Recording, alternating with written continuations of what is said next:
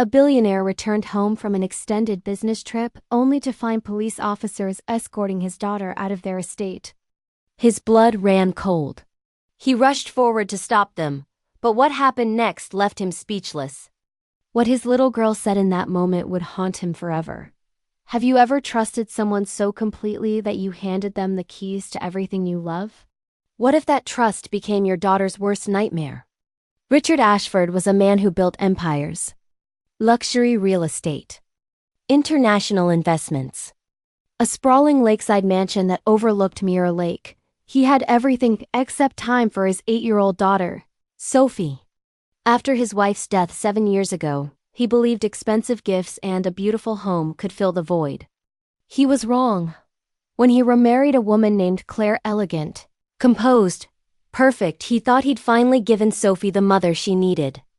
But behind closed doors, something sinister was unfolding. Sedatives in milk. Forged medical documents. A plan to erase his daughter from his life forever. The day Richard's car pulled through those iron gates, and he saw his daughter being loaded into a medical transport van. Everything he thought he knew shattered. And when Sophie actually smiled and said, "I'm happy someone's finally taking me away from here," his world stopped. What had he missed? And how long had his own wife been poisoning his child? The mansion on Mirror Lake stood in silence, as if accustomed to the profound calm that had settled over it like a shroud. White walls, a gray-tiled roof, and expansive windows overlooking the placid water gave the estate an air of tranquility.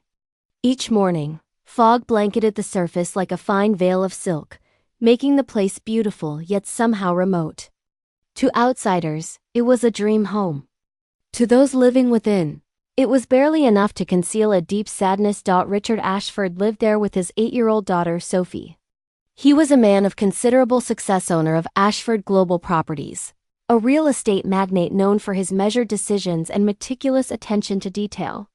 But beneath that polished exterior, a part of him had never truly recovered from the incident 7 years ago when his wife passed away. Since then, Richard chose to compensate with material things. He believed fine possessions could mend the void, that Sophie would be fine if she had everything. The house. The housekeeper. The best private school. Expensive toys. She had it all, except for one thing: his time. Sophie was a quiet child who loved folding paper boats and drawing. Those small boats were often launched onto the lake's surface each afternoon, carrying clumsily scrawled notes. "Daddy, please come home early. I can't sleep. I miss Mommy so much." Richard saw them sometimes, but only observed from a distance. He believed he understood his daughter, but in reality, he was only witnessing the quietest part of her soul. One evening, amid an endless stream of galas and contracts, Richard reconnected with Claire at a business association event. She had been a public relations manager at his company and now worked for a major media organization. Claire arrived in a pale blue dress, elegant enough to stand out. They chatted for a few minutes, and Richard noticed something unusual about her, a calm mixed with a touch of weariness. As if she understood what he'd been through. What would you do if you met someone who seemed to understand your pain perfectly? Have you ever let someone into your life because they said exactly what you needed to hear? Claire shared that her mother had passed when she was young, and life had taught her to fend for herself. These stories softened Richard's heart. He invited her to dinner, followed by text messages and late-night calls. Claire knew exactly when to be silent, when to laugh, and when to pause long enough to make the person across from her feel they needed her. It wasn't long before Richard proposed. William, his loyal assistant, quietly advised him to take it slow. Richard only smiled. "William, I'm not looking for perfection. I just want a family home." The wedding was quick, simple, but lavish. Richard in his cream suit, Claire in an impeccable white dress, and Sophie standing between them holding a small bouquet. It looked like a snapshot of perfect happiness. Except that in the little girl's eyes, there was hesitation. A shadow. If you've ever been a child watching your parent remarry, drop a comment below. Did it feel like hope, or did it feel like losing something you could never get back? From the day Claire moved in, the house changed.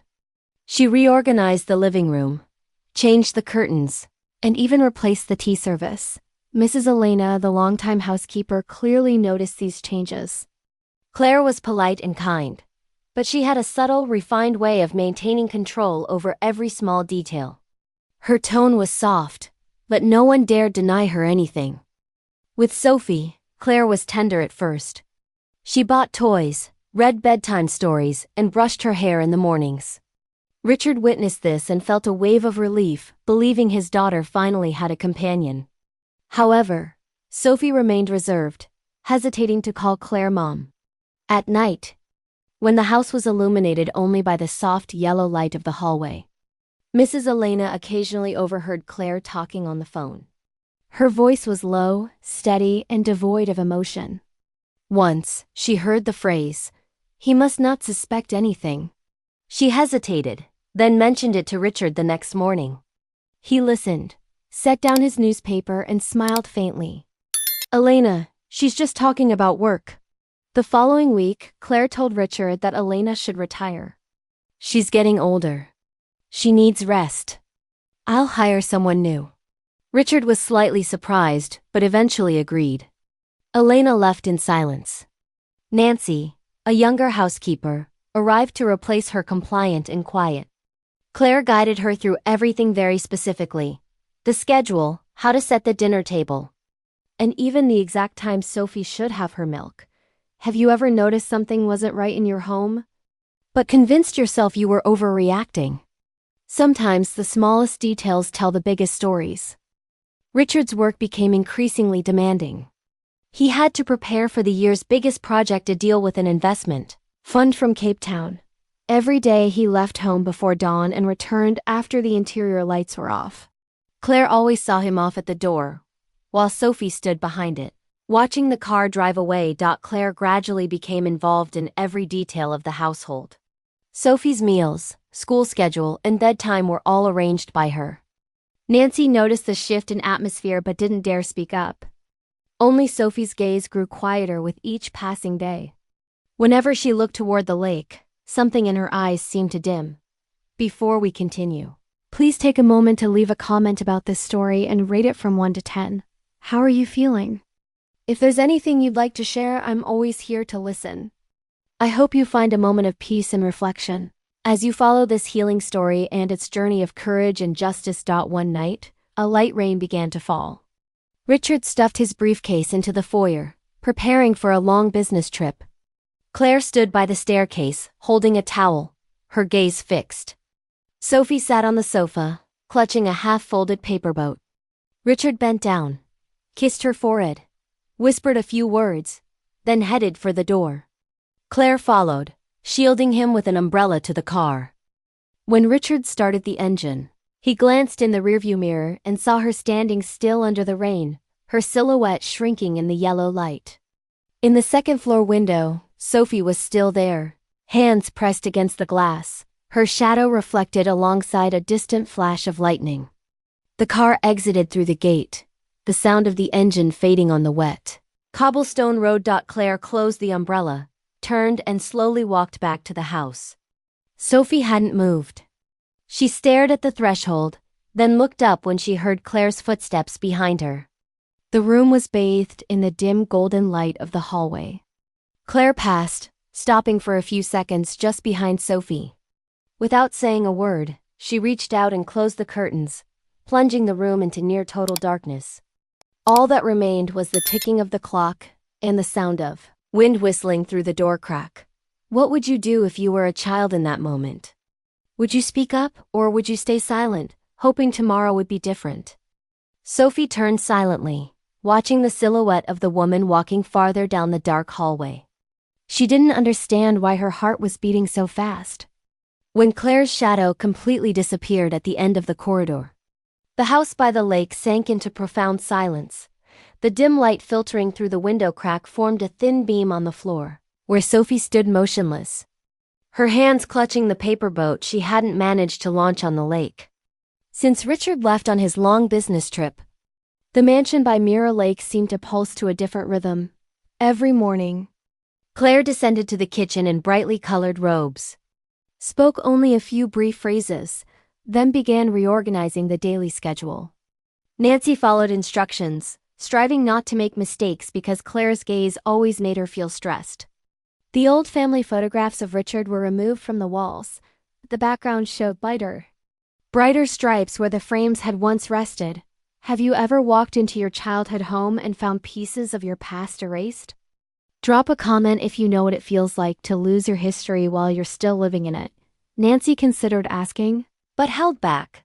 When Sophie noticed this, she stood in front of the empty spaces for a long time, then asked softly, "Why did you take down my mom's picture?"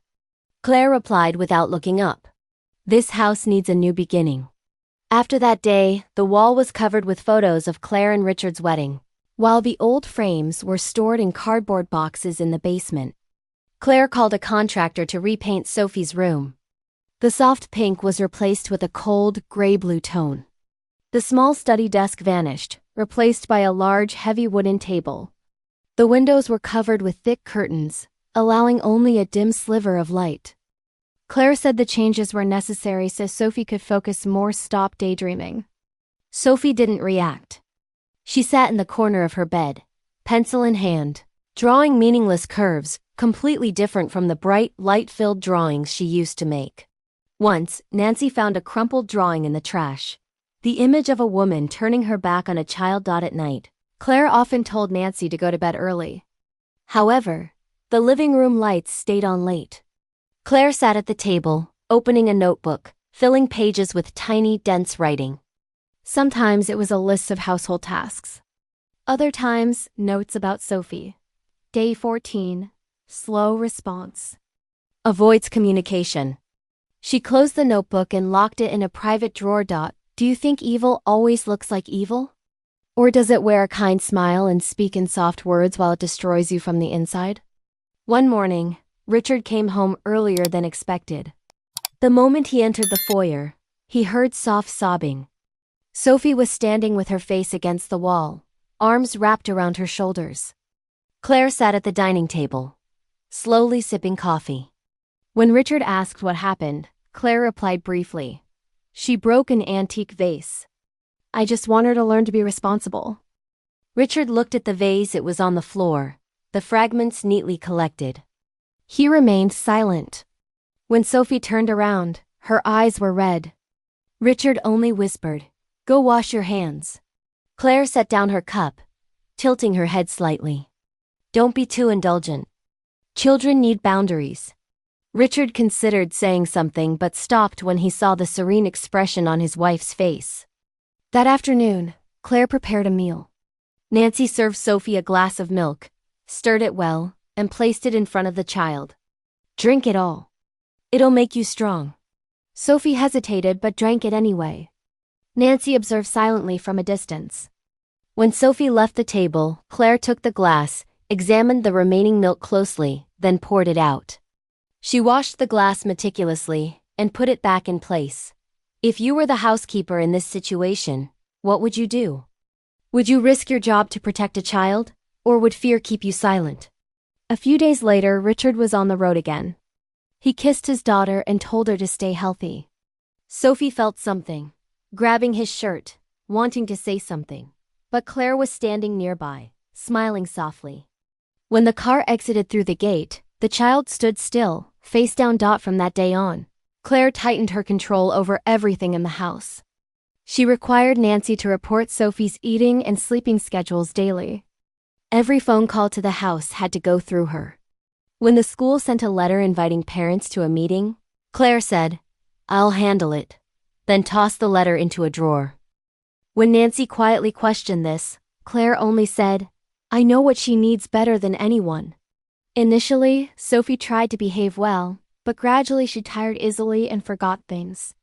Sometimes Nancy called her name and Sophie didn't respond. She just stared out the window, murmuring something unclear. When Nancy reported this, Claire suggested it was a psychological reaction due to the change in environment. She said she'd mix multivitamins into the child's evening drink. At night, Sophie often woke in the middle of the night, left her room, and walked barefoot down the hallway. Nancy encountered her once, asking why she wasn't sleeping. Sophie only shook her head. I hear water running inside the walls. Have you ever been a child afraid to speak the truth because you knew no one would believe you? Comment below if this story is hitting close to home. The next morning, Claire warned Nancy not to let the child stay up late again. One day, Nancy heard Sophie speaking on the landline. She was whispering, "Daddy, I want to see you." Seconds later, Claire appeared, disconnected the cable, and said softly, "It's late. Time for bed." The child went silent, bowed her head, and returned to her room. When Claire left, Nancy saw her carrying the phone cable, perfectly coiled in her hand. Richard kept calling every night. Claire was generally the one who answered first. "She's asleep now," she'd say, then laugh softly. "You should work less. She misses you so much." Once, Sophie sat beside Nancy and listened to her father's voice through the receiver. She grabbed the phone but only managed to say 2 words, "Daddy," before the line. Disconnected. Claire emerged from the kitchen with an expression so calm, as if nothing had happened. Nancy began to feel that something was deeply wrong in the house. Every night, while tidying the kitchen, Claire entered Sophie's room and stayed for a long time. Afterward, she placed the child's glass in a locked cabinet. Once, Nancy tried to open the cabinet and saw several small glass vials labeled with medical symbols. She quickly closed it, her heart pounding. Sophie became weaker and weaker. She often fell asleep with glazed eyes, unable to remember what she'd just done. Claire told Richard the child was suffering from academic stress and needed to stay home for a few weeks. Richard listened and agreed, trusting his wife's attentive care. What city are you watching this video from and what time is it? By the way, if you're enjoying my videos, I'd be so happy if you could subscribe to my channel and like this video. One afternoon, Nancy was cleaning the floor when she heard a soft noise from the kitchen. She entered and saw Claire opening the medicine cabinet. She took out a small vial of liquid, held it up to the light, then placed a glass of milk in front of her. Her hand stirred the liquid thoroughly, the movement slow and precise, like someone who had done this many times. She looked at the milk for a long moment, a slight curve on her lips. Then she turned toward the stairs where Sophie was half asleep in her room upstairs. Claire's shadow passed up the steps, lengthening on the wall like a blur. Nancy stood paralyzed in the kitchen doorway, her hand gripping the mop handle tightly. In the suffocating silence, only the soft tinkling of the spoon against the glass could be heard, steady, thin, and cold, like a warning of a silent surge about to crash against them. In the weeks that followed, the house by Mirror Lake was trapped by a heavy routine. Sophie was constantly fatigued, eating little and sleeping much. In the mornings, Nancy had to knock on the door several times before the child finally opened her eyes. Descending the stairs with a bewildered look, if you had proof that a child was being harmed but feared for your own safety, what would you do? This is the impossible choice Nancy is facing right now. At the dining table, Sophie's milk was always waiting, and Claire sat at the head of the table, reading small notes. One day, the phone in the living room rang. Nancy answered quickly. The teacher's voice on the other end asked why. Sophie was constantly falling asleep in class lately, sometimes even speaking incoherently during lessons. Before Nancy could respond, Claire appeared behind her, gesturing with her hand. She took the receiver, speaking softly. "I'm her stepmother. She's just a bit tired. I'll arrange for her to take a few days off." Then she hung up without letting the person on the other end say anything more. At noon, Claire told Nancy to prepare the car and take Sophie to see her private doctor. The clinic was small and discreet, located downtown without a clear sign. The doctor seemed familiar with Claire. They spoke privately for quite a while before Sophie was examined. Finally, he wrote a note. Mild symptoms of stress. Recommends psychological treatment at home. Claire folded the note, smiling with satisfaction. When Richard received the results by email, he felt a painful pang. That night he called home. Claire relayed the situation briefly, saying the child just needed rest. Richard remained silent for a long time, then responded, "I'll come home this weekend." Claire subtly advised him to focus on the project ahead. I have things under control here. Her voice was so soft that Richard felt guilty for not trusting her. After hanging up, Claire began reorganizing Sophie's schedule. Every day, she required the child to take medicine twice, carefully recording it in her small notebook. Morning 8 a.m., normal reaction. Evening 9 p.m., slightly drowsy, calm. Sophie resisted initially, saying she didn't like the taste, but Claire simply smiled, pushing the glass of milk toward her. It's fine. It's just vitamins. Drink it. You'll feel better. Do you believe someone can love you and hurt you at the same time? Or is love always honest?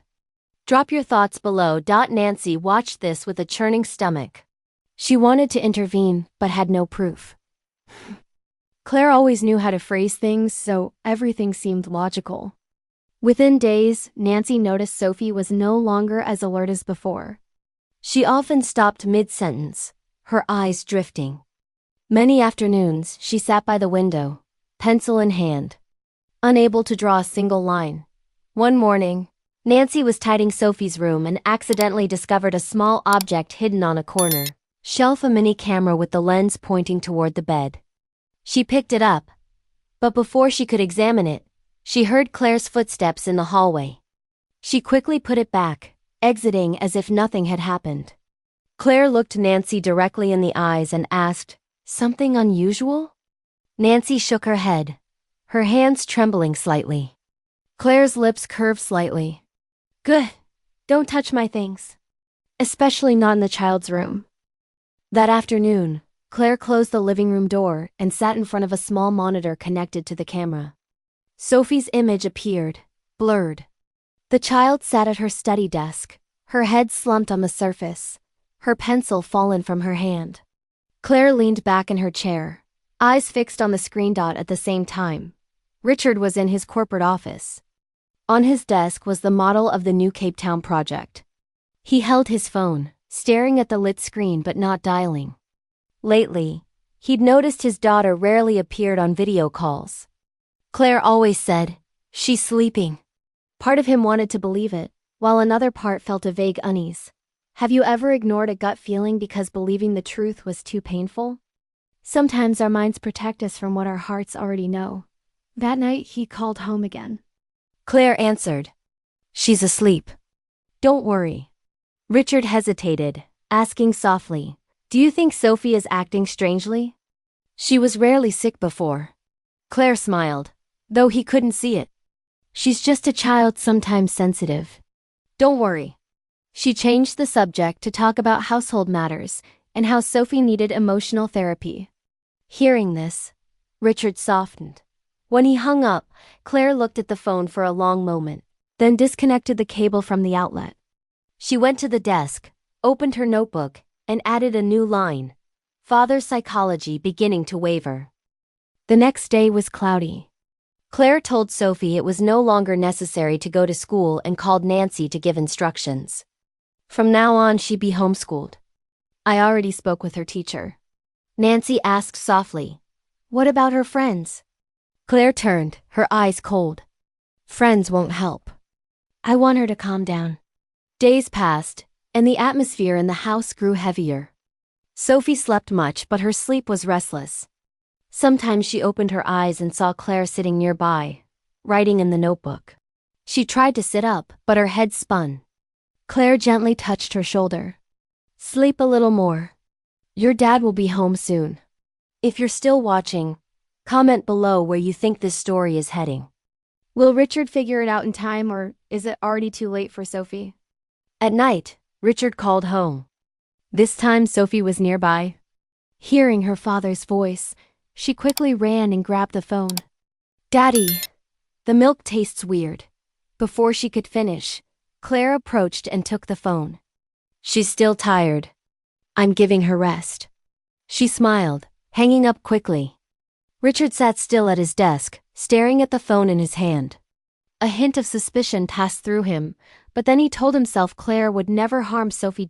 He didn't know that on the other side of the line, Claire was silently closing the door to his daughter's room. Late at night, Nancy was cleaning the kitchen when she heard Claire's voice echoing from upstairs. Give her the correct dose tomorrow. Her voice was even not high, not low. Nancy looked up, seeing Claire's shadow cast long and straight on the wall. She swallowed and responded softly, "Yes." The next morning, as Richard's car exited through the gate, a drizzle began over the lake. Sophie sat by the window, holding her paper boat, her eyes following the car until it disappeared. Claire approached from behind and gently took the boat from the child's hand. "The lake is dirty. You shouldn't play with this anymore." She then placed the boat in a drawer right next to the white medicine bottles. Nancy watched from afar, her heart sinking. She wanted to say something, but Claire turned, her gaze sweeping over Nancy like a warning. "Anyone who doesn't comply with their job won't stay here." The sentence was simple but sent a chill through Nancy. That night, rain tapped softly outside the porch. Upstairs, the small camera in Sophie's room glowed red, recording the image of the child slumped over her study desk. The dim desk lamp reflected on her pale face. In the corner of the frame, a woman's shadow entered, carrying a tray with steaming milk, placing it beside the desk, slow, precise, and utterly silent. This is the moment everything changes. Do you think Nancy will find the courage to act, or will fear keep her frozen? Drop your answer below. By morning, a fine mist covered the lake, everything strangely quiet. Richard carried his briefcase to the car, bent down to tie his shoelace, then turned to tell his daughter, "I'll be home soon, sweetheart." Sophie nodded, her face pale. Claire stood behind her, smiling, her hand resting on her husband's shoulder, saying everything at home was ready. When Richard exited through the gate, she didn't watch him leave, she just closed the door silently and called to confirm his flight had taken off. "Sophie needs complete rest. Please don't disturb her," she told Nancy when she entered the kitchen. Nancy nodded, quietly carrying the laundry basket outside. But before leaving, she glanced toward the staircase where Sophie's door had just closed upstairs. Claire stood at the top of the staircase, her blonde volve-cut hair catching the morning light as she watched Nancy disappear into the garden. She turned slowly, her bright red dress swishing against the polished floor, and walked towards Sophie's room. The door was slightly ajar. Inside, the child lay curled on her bed, her brown braided hair spread across the pillow. Her cobalt blue pajamas wrinkled from restless sleep. Claire sat on the edge of the bed, pulling out her leather-bound notebook. She clicked her pen and wrote, "Day 22, increasing lethargy. Minimal resistance. Father's suspicions dormant." She paused, studying Sophie's pale face, then closed the notebook with a soft snap. Have you ever watched someone you love slip away, day by day, and felt powerless to stop it? That's exactly what's happening to Sophie, and no one seems to notice. Downstairs, Nancy scrubbed the kitchen counter with trembling hands. She'd barely slept. The image of Claire stirring that liquid into the milk played over and over in her mind. She pulled out her phone, staring at the photo of the pill casing she'd secretly taken. Clonazepam 2 milligrams. Her fingers hovered over Richard's contact number, but fear paralyzed her. What if he didn't believe her? What if Claire found out? The sound of footsteps made Nancy quickly hide her phone. Claire descended the staircase, her volve-cut blonde hair perfectly styled, her bright red dress immaculate. "Nancy, I need you to pick up a prescription from Dr. Morrison's clinic. Here's the list." She handed over a folded paper without meeting Nancy's eyes. Nancy took it, her hands shaking slightly. "Is Sophie all right, ma'am?" Claire's smile was thin. "She's fine.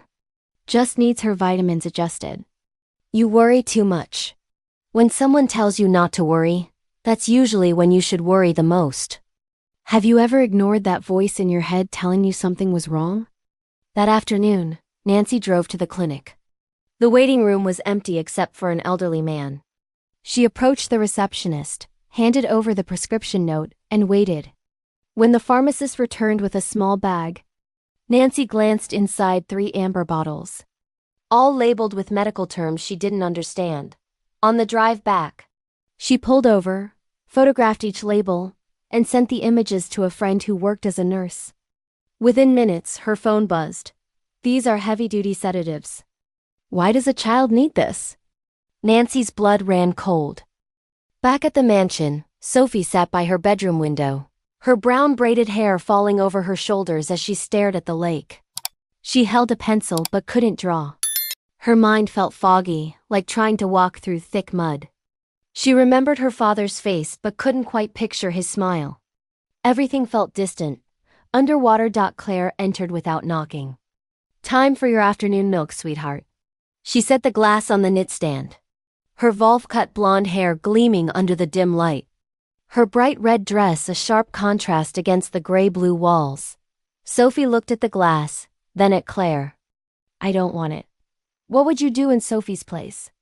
Would you refuse, knowing the consequences, or would you comply out of fear? Claire's expression didn't change. She sat on the bed, her voice honey-sweet. You know it helps you feel better. Don't make this difficult. When Sophie didn't move, Claire's smile faded. Now, Sophie. The child's small hands reached for the glass. As she drank, Claire watched every swallow, her green eyes cold and calculating behind the gentle facade. That evening, Richard called from Cape Town. Claire answered immediately, her voice bright and cheerful. Darling! How's the project going? Exhausting, Richard admitted, loosening his cream-colored tie. His brown undercut hair was disheveled from running his hands through it. How's Sophie? She's doing wonderfully. Sleeping better, eating more. The homeschooling is really helping her focus. Lies sound so much sweeter when they're wrapped in the voice of someone you trust. Have you ever been deceived by someone who knew exactly how to manipulate your love? Richard wanted to believe her. Can I talk to her? She's already asleep. You know how early she goes to bed now. But I'll tell her you called. Claire's fingers tightened around the phone. Richard, don't worry so much. I'm taking care of everything. When they hung up, Claire stood in the dim hallway, staring at the phone. Upstairs, Sophie was wide awake, sitting on her bed, tears streaming down her pale cheeks. She'd heard Claire's voice through the door. She'd heard the lie. Nancy returned with the medications, her stomach in knots. She placed the bag on the kitchen counter, and Claire immediately took it, inspecting each bottle with practiced efficiency. Thank you. Nancy, you can go prepare dinner now. As Nancy turned to leave, she noticed Claire had already opened one bottle, tapping a few pills into her palm. The housekeeper's heart hammered in her chest. She had to do something. But what? If you were Nancy, would you risk everything to save Sophie? Or would you protect yourself first? There's no right answer, only impossible choices. That night, after everyone had gone to bed, Nancy crept down to the kitchen. She knew Claire kept a notebook in the study. If she could find it, maybe there would be proof, something concrete to show Richard. The study door creaked as she pushed it open. Moonlight filtered through the curtains, casting silver shadows across the room. She approached the desk, trying drawer after drawer. All locked. Then she heard it. Footsteps on the stairs. Nancy dove behind the heavy curtains, pressing her back against the cold window glass, barely breathing. The footsteps grew closer. The study door opened fully, and Claire entered, her blonde volve-cut hair loose around her shoulders, wearing a silk robe over her bright red nightgown. Nancy held her breath as Claire sat at the desk, opened her laptop, and began typing. The blue screen light illuminated her face, making her features look sharp and predatory. Minutes passed like hours. Finally, Claire closed the laptop, stood, and left the room. Nancy waited 10 full minutes before emerging from behind the curtain. Her legs were cramping, her heart still racing. She approached the desk, but the laptop was password protected. The drawers remained locked. She'd risked everything and found nothing. Sometimes courage isn't enough. Sometimes the monsters are too careful, too clever. But does that mean we stop trying? The next morning, Sophie didn't come down for breakfast. Nancy went upstairs and knocked softly on her door. Sophie? Sweetheart, it's time to eat. No answer. Nancy pushed the door open. Sophie lay on her bed, eyes open but unfocused, staring at the ceiling. Her brown braided hair was tangled, Her cobalt blue nightgown twisted around her small frame. "Sophie?" Nancy rushed to the bedside, shaking her gently. The child's eyes slowly moved toward her, but recognition came slowly, like swimming up from deep water. I can't get up. Everything's spinning." Nancy's blood turned to ice. She helped Sophie sit up slowly, supporting her weight. "When did you last eat?" "I don't remember." At that moment, Claire appeared in the doorway. Her volve-cut blonde hair perfectly styled despite the early hour, wearing a bright red dress.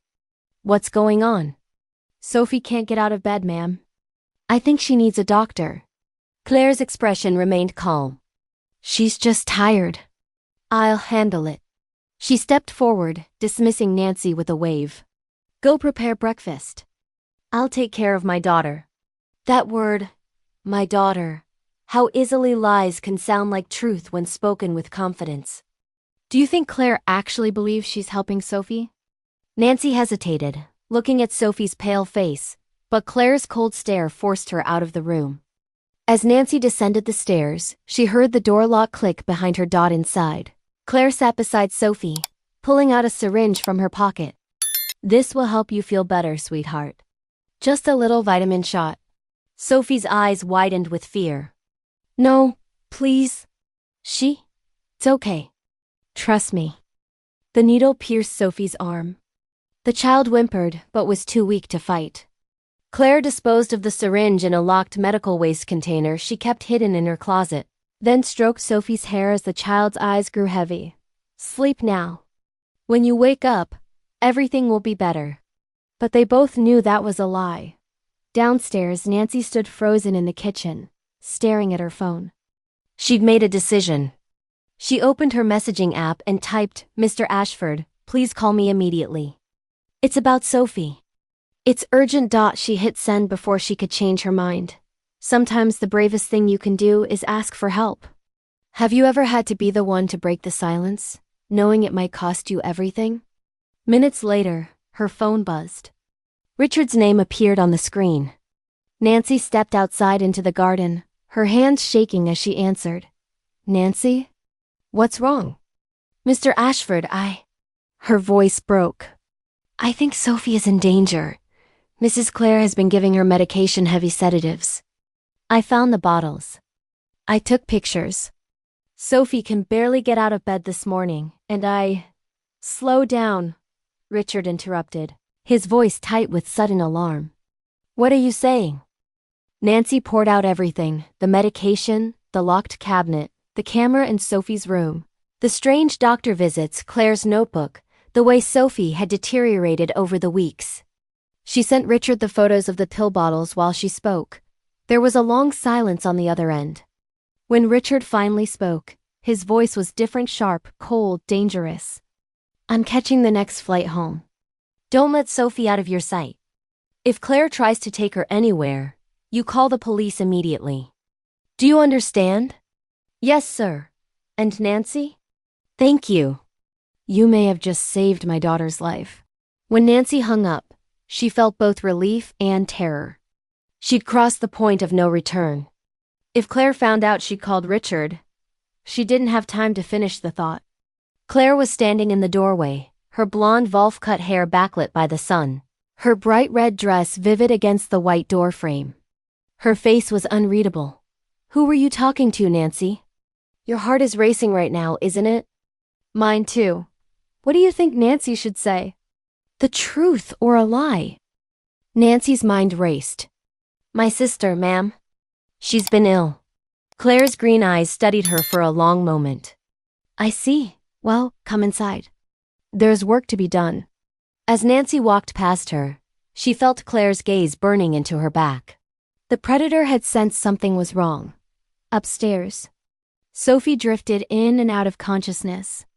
Her dreams filled with fragmented images, her father's face, her mother's voice, paper boats floating away forever.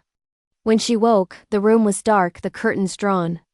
Claire sat in the corner, illuminated only by the glow of her laptop screen, her volve-cut blonde hair creating sharp shadows. "Claire?"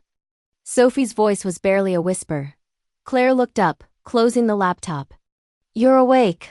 Good. We're going on a little trip tomorrow, you and I. Where? Somewhere you can rest properly. A special hospital where they take care of children who need extra help? Do you hear the manipulation in her words?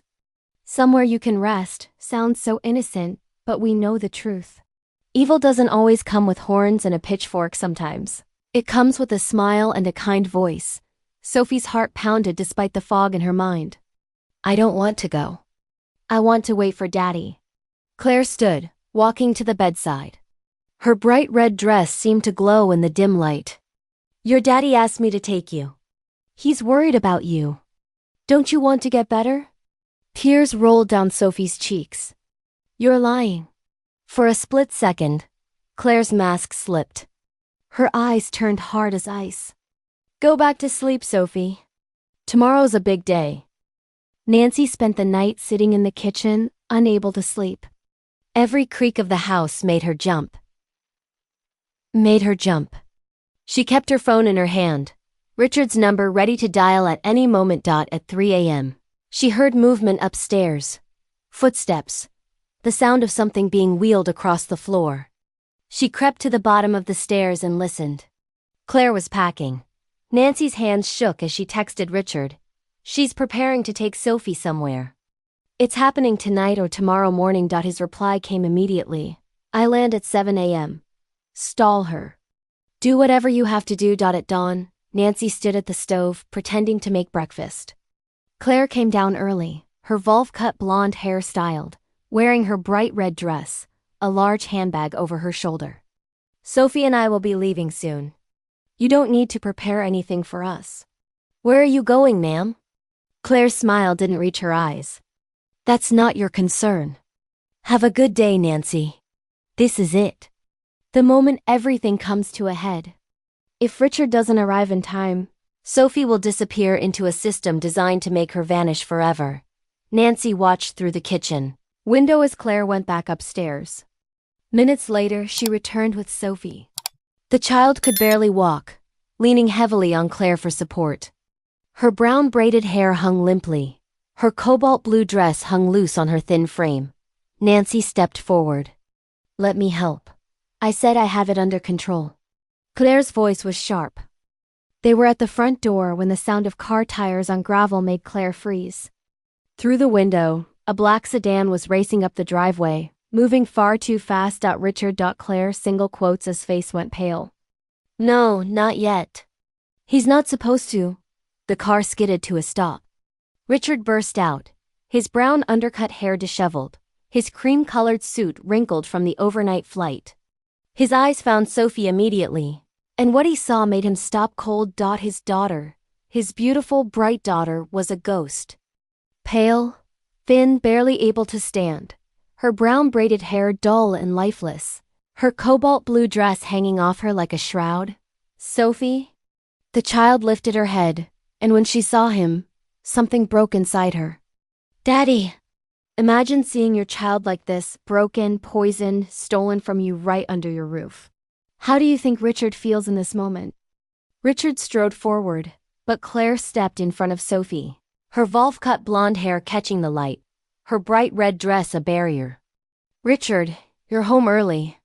I can explain. Get away from my daughter. His voice was so cold, so deadly that even Claire took a step back. Richard swept Sophie up in his arms, and the child collapsed against his chest, sobbing. She needs help, Richard. I was taking her to get proper treatment. Treatment?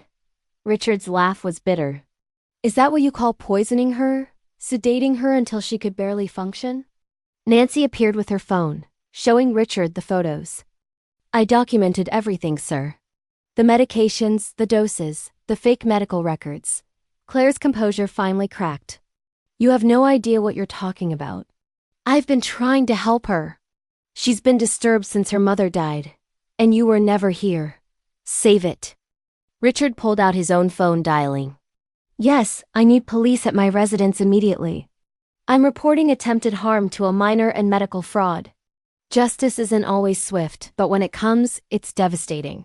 How do you think Claire feels now, realizing her perfect plan is falling apart? Claire's green eyes went wide. She backed toward the door, but Nancy blocked her path. For a moment, the two women locked eyes. The housekeeper who'd found her courage, and the predator who'd been exposed.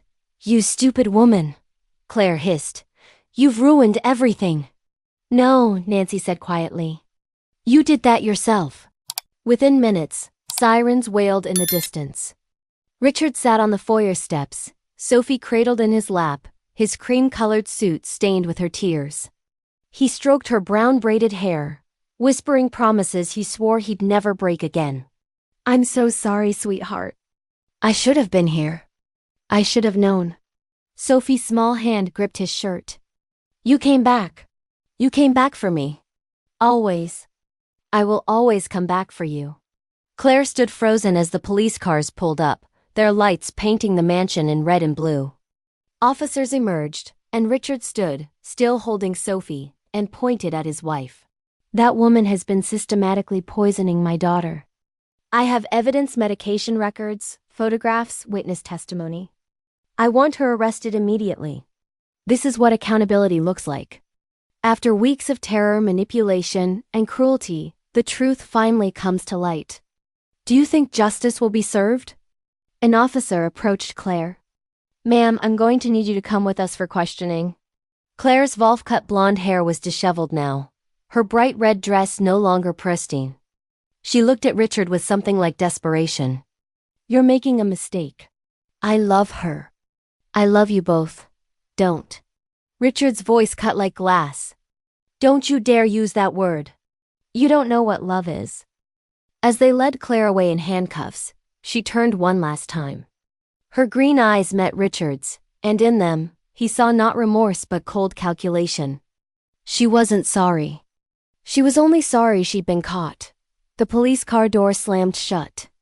The vehicle pulled away, disappearing down the tree-lined driveway. Nancy stood beside Richard, her own tears falling freely. "Thank you," Richard said, his voice thick with emotion. "Thank you for being brave when I wasn't there." Nancy nodded.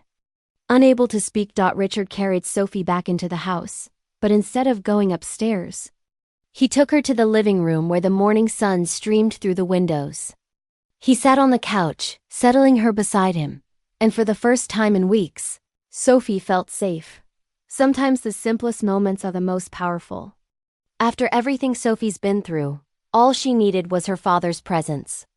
"When was the last time you just sat with someone you love, no words necessary?" An ambulance arrived to check Sophie's vitals. The EMTs were gentle, efficient. They confirmed what Richard already knew. Sophie had been systematically drugged and would need medical monitoring. But she would recover. As they worked, Richard held his daughter's hand, his thumb tracing circles on her palm. Her brown braided hair was matted, her cobalt blue dress stained, but her eyes, those beautiful eyes, were beginning to clear. "Daddy?" Sophie's voice was small. "Yes, sweetheart? Are you going to leave again?" Richard's heart shattered. He pulled her close, pressing his lips to her forehead. "Never. I'm never leaving you alone again. I promise you that, Sophie. On my life, I promise." Nancy watched from the doorway, a soft smile on her tear-stained face. The nightmare was over. Or was it? Because somewhere in a police car heading downtown, Claire sat in the back seat, her Volf-cut blonde hair falling over her face, her bright red dress stained with the evidence of her crimes. And she was smiling. A small secret smile that promised the story wasn't quite over yet. Justice may have won this battle, but sometimes the war isn't finished. What do you think happens next? Will Claire face real consequences, or will she find a way to escape them? 3 weeks had passed since that morning. The mansion by Mirror Lake had been officially sealed, red warning signs posted on the iron gates. The old flower garden was now covered with withered leaves. Richard stood staring at it one last time before signing the sale papers, his brown undercut hair catching the afternoon light, his cream-colored suit pressed and crisp. He didn't want anything left of that house, no memories, no images. Not even the unfinished drawings on Sophie's bedroom wall. The three of them, Richard, Sophie and Nancy, had moved to a smaller house by Lake Serenity. where morning light filtered through thin curtains. The house wasn't grand, but it was peaceful. Sophie had her own room overlooking the water. Richard had kept his promise. He would never leave his daughter alone again. In the early days, Sophie remained quiet. She often sat by the window, her brown braided hair falling over her shoulders as she watched tree shadows reflect on the lake. Sometimes she'd fold small pieces of paper and release them on the water. When Richard asked her about it once, she whispered, "To let the wind carry away what I don't want to remember." He didn't ask again. He just sat beside her, watching the tiny paper boats float away. Richard had temporarily stopped all business operations. He sold his shares in Ashford Global Properties, keeping enough funds to live comfortably. The new house was furnished simply: a small dining table, a perpetually warm kitchen, and a corner of the living room bathed in soft golden light. Every afternoon he learned to cook breakfast personally, to mix milk properly, and to read bedtime stories. These seemed like minor tasks, but he realized he'd never truly known how to do them correctly. He'd been so busy building an empire that he'd forgotten to build a home. Have you ever realized too late that the things you thought mattered most didn't matter at all? Richard had everything except what Sophie needed most: his time. Nancy stayed with them. She was no longer just a housekeeper, she felt like part of the family. She rose early to cook, drove Sophie to her therapy sessions, and helped Richard organize the garden. Whenever she saw them laugh together, Nancy smiled quietly, her heart feeling lighter. One morning in late September, Richard received an envelope from the police department. Inside was a copy of the temporary sentencing. Claire had been charged with multiple crimes: forgery of documents, endangerment of a minor, and premeditated physical harm. Her temporary detention had been elevated to formal imprisonment. Richard read it once, folded it, and placed it in a drawer. He didn't open it again. That was enough closure. Do you think some people deserve forgiveness? Or are some crimes so dark that they can never be forgiven? Drop your thoughts below. That afternoon, Sophie brought her easel out to the patio. Initially, her drawings were just trembling, weak lines like fragmented memories. But then, day by day, color began to return. The golden tone of sunshine, the blue of water, the warm brown of tree trunks. Richard helped her set up a larger canvas, hanging each finished piece on the living room wall. The last drawing she created was of a tranquil lake with a small paper boat beneath it. Below, a small caption read, "Today, I'm home." Art has a way of healing what words cannot. Sophie couldn't speak her trauma, but she could paint it, fold it into paper boats, and let it sail away. What helps you heal? In the evening, Nancy washed dishes, occasionally glancing at the father and daughter sitting at the drawing table. Richard carefully sealed the corner of a painting while Sophie, her brown braided hair tied back with a cobalt blue ribbon, colored small flowers. Light filtered through the window glass, shining on their faces and radiating an unexpected tranquility. Nancy dried her hands quietly, watching for a long moment, then smiled softly to herself. As night fell, Richard sat at his small desk, opening his laptop. He created a new file, typing the name of a charitable foundation, Morning Light Foundation. The brief description read, "A place to help children who have experienced emotional trauma find their light again." He entered the name of the first founder, Sophie Ashford. When he finished, he didn't save the file immediately. He turned and saw Sophie standing by the window, her brown braided hair catching the moonlight as she gazed at the lake. "Daddy, can we help other kids like me?" she asked. Richard approached, gently touching her shoulder. "That's exactly what I'm doing, sweetheart." Sophie smiled, her eyes brightening. She turned, pointing to a painting hanging near the desk, the one framed in untreated wood. Richard subtly adjusted the frame, so the first ray of dawn would shine directly on the center of the painted lake. Outside, the morning breeze blew gently, making the curtains sway delicately. He placed his hand on his daughter's shoulder, standing in silence for a moment, then whispered, "Everything will begin again." Right from the place where it hurt the most.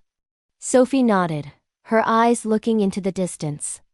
On the surface of Lake Serenity, the water reflected soft light, where small paper boats floated calmly. Healing doesn't mean forgetting. It means choosing to move forward despite the pain. What does healing look like for you? Another dawn was arriving. No drama, no tragedy. Just a new beginning, warm and enough for them to believe that in the end, all darkness must give way to light. 6 months later, spring arrived at Lake Serenity. The cottage's small garden bloomed with wildflowers, yellows, purples, and whites swaying in the breeze. Sophie, now with healthier color in her cheeks and her brown braided hair gleaming in the sun, spent her mornings tending to them with Nancy. Richard had returned to work, but differently. He consulted from home, his office a converted sunroom with views of the water. He was there when Sophie came home from her new school. He was there for dinner every night. He was there when she woke from nightmares, which happened less and less frequently. The Morning Light Foundation officially launched in April. Richard hired a small team of psychologists, art therapists, and social workers. The foundation offered free counseling and creative therapy programs for children who'd experienced trauma, abuse, or neglect. Sophie attended the opening ceremony, wearing a bright cobalt blue dress that matched the lake behind the building. She cut the ribbon alongside her father, both wearing matching smiles. When reporters asked Sophie how she felt, she said simply, "I want other kids to know they're not alone. Children are more resilient than we give them credit for. But they shouldn't have to be. What can we do as a society to protect the most vulnerable among us?" That night, after the celebration, Richard tucked Sophie into bed. Her room was painted a soft lavender now, with sheer white curtains that let moonlight filter through. Her drawings covered one wall, a gallery of her journey from darkness to light. "Daddy?" Sophie's voice was sleepy but content. "Yes, sweetheart?" "Do you think Claire ever thinks about what she did?" Richard paused, choosing his words carefully. "I don't know, Sophie.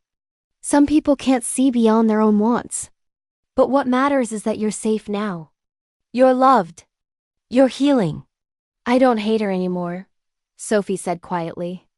"I just feel sad for her. She must be so lonely." Richard's eyes stung with tears. His daughter's capacity for forgiveness astounded him. "You're braver than I am," he whispered, kissing her forehead. "Forgiveness isn't about excusing the crime. It's about freeing yourself from the burden of carrying hatred." Sophie understands this at 8 years old. Do we? Meanwhile, 300 miles away in a women's correctional facility, Claire sat in her cell. The bright red dress was long gone, replaced by standard issue gray. Her Volf-cut blonde hair had grown out, now pulled back in a simple ponytail. She spent her days in the prison library, reading psychology textbooks and legal documents. She'd been sentenced to 15 years. Her lawyer was appealing, but Claire knew the evidence against her was overwhelming. Nancy's testimony, the medical records, the photographs. Richard's testimony had been the final nail, his voice shaking with controlled rage as he described finding his daughter barely conscious. Claire didn't feel remorse. Exactly. She felt frustrated that she'd been so close. Frustrated that one housekeeper's conscience had ruined everything. Frustrated that Richard had come home early. Some people never change. They don't see their victims as human beings, only as obstacles to their goals. Do you think Claire will ever truly understand what she did wrong? In her cell at night, Claire would lie awake, staring at the ceiling, planning. 15 years was a long time, but it wasn't forever. She was still young. She could rebuild. And Richard and his precious daughter, they'd pay for humiliating her like this. But those thoughts were all she had now. Thoughts and time. Back at Lake Serenity, Richard knew Claire was out there, still thinking, still plotting. He'd hired a security consultant. Their cottage had a monitored alarm system. Nancy had taken a self-defense class. They were cautious but not paralyzed by fear. Because they'd learned something important. You can't let evil people steal your peace forever. You take precautions, yes. But you also live. You also love. You also heal. 1 year after the incident, Sophie celebrated her 9th birthday. Not at a grand mansion with caterers and 100 guests. but in the cottage's backyard with a small group of friends from her new school, Nancy. And her father. Richard had ordered a cake decorated with paper boats and a lake. Sophie's brown braided hair was adorned with cobalt blue ribbons, and she wore a dress the same shade.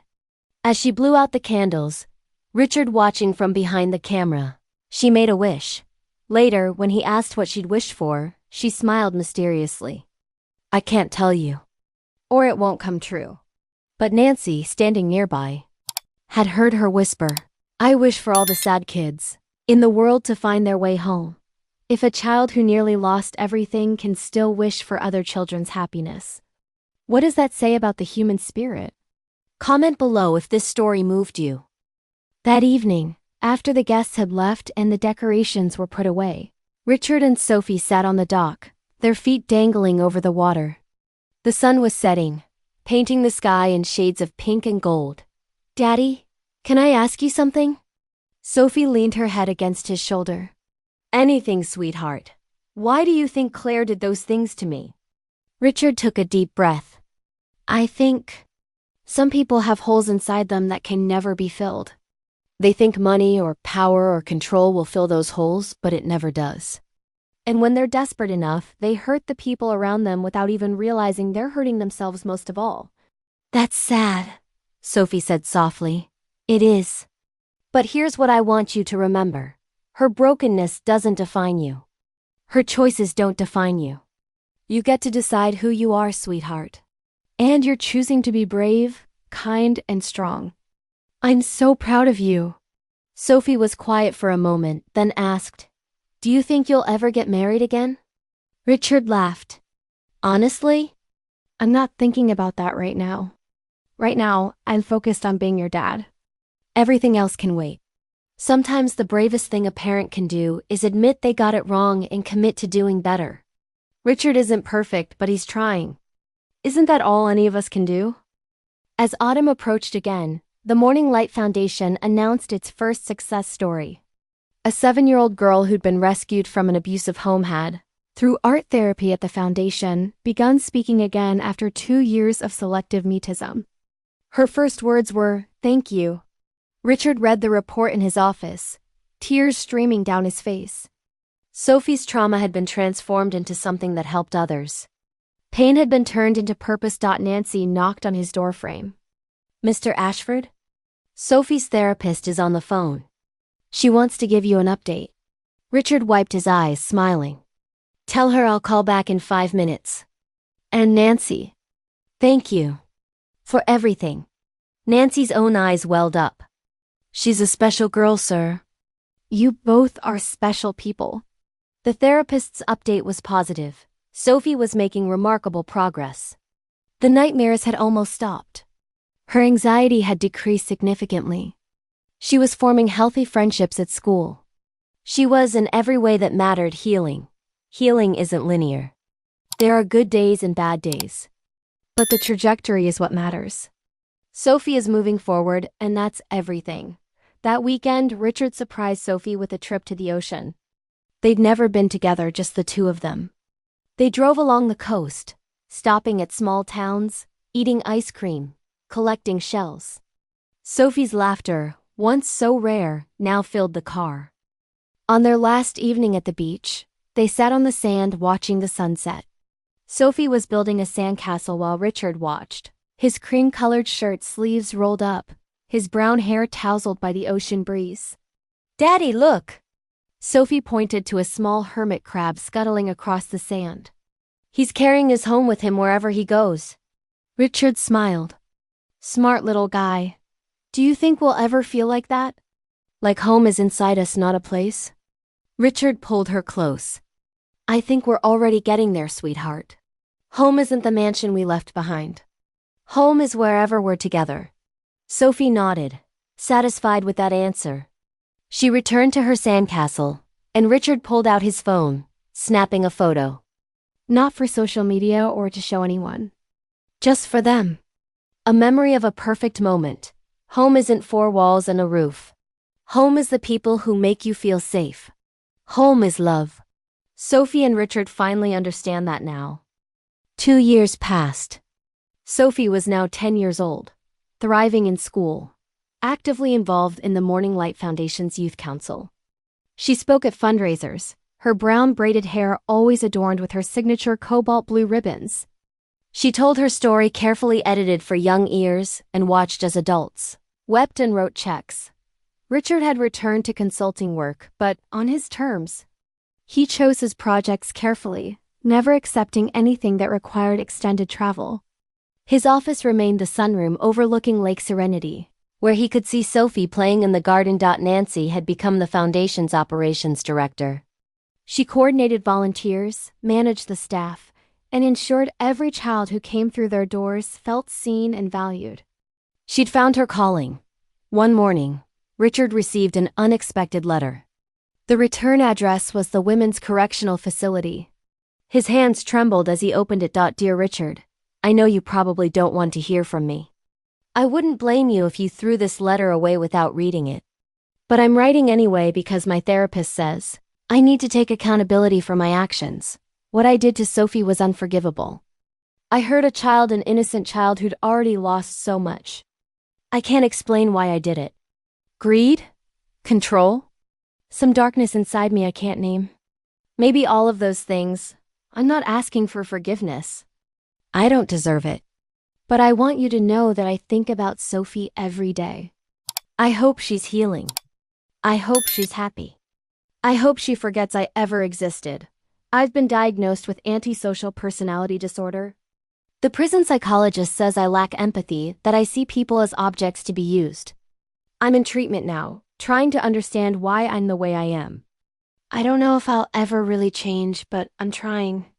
Tell Sophie I'm sorry. Tell her she deserved better. Tell her the monster who hurt her is locked away and can't hurt anyone else. Claire. Richard read the letter 3 times. He felt anger, yes, but also something unexpected. Pity.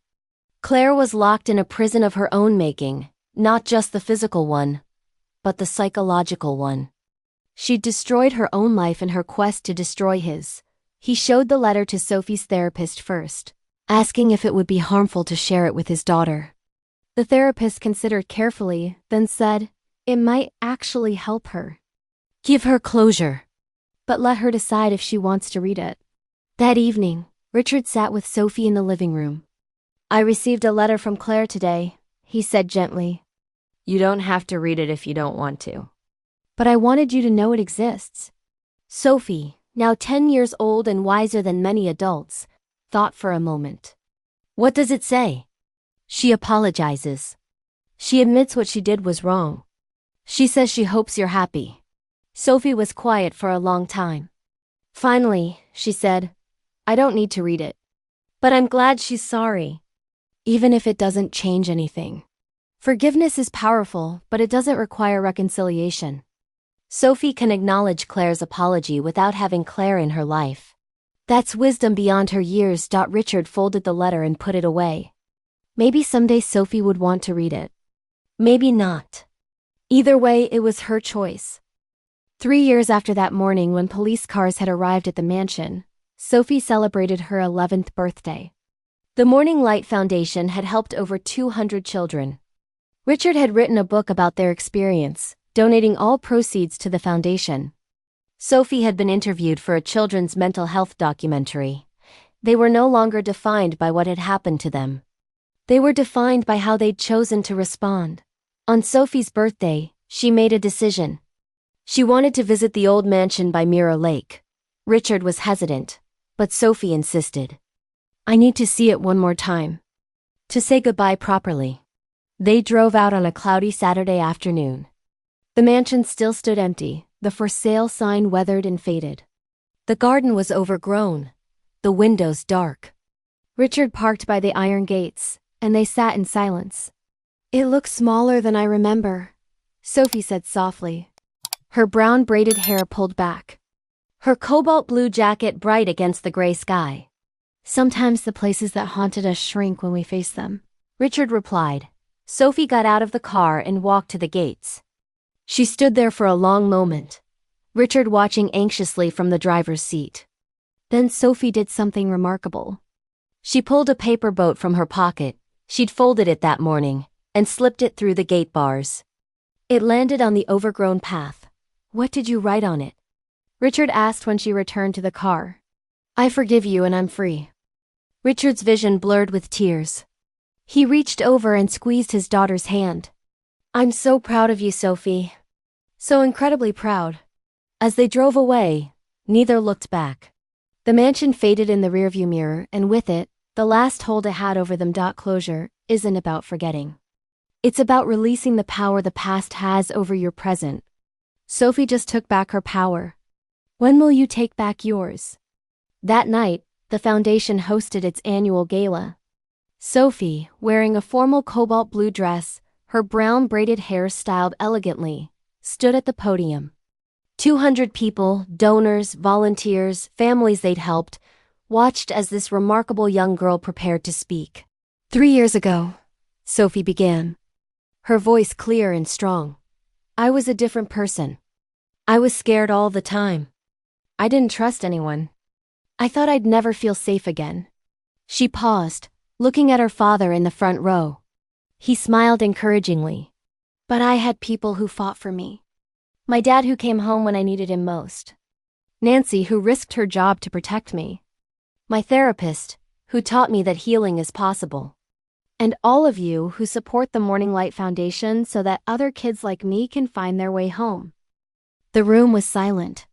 Then, starting with Richard, people rose to their feet. The applause was thunderous. Sophie smiled, not the forced smile of a child trying to please adults, but a genuine smile of someone who knew she'd survived and thrived. After the gala, back at the cottage, Sophie kicked off her formal shoes and changed into comfortable pajamas, cobalt blue naturally. Richard, still in his cream-colored suit, made them both hot chocolate, and they sat on the porch watching the stars reflect on Lake Serenity. "Daddy, do you think we'll always be okay now?" Sophie asked. Richard considered his answer carefully. "I think we'll have hard days.